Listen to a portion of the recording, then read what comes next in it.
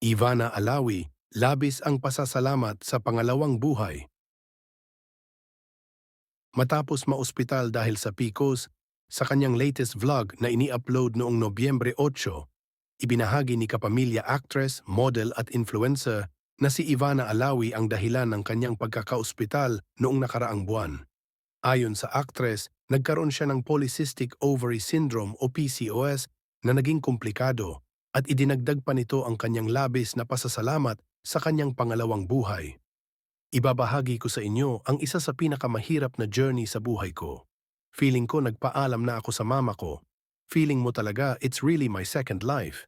I-share ko lang din sa inyo na meron akong problema sa ovaries and that's how it started and I also have PCOS. Doon siya nagsimula, kwento ni Ivana sa bungad ng kanyang vlog.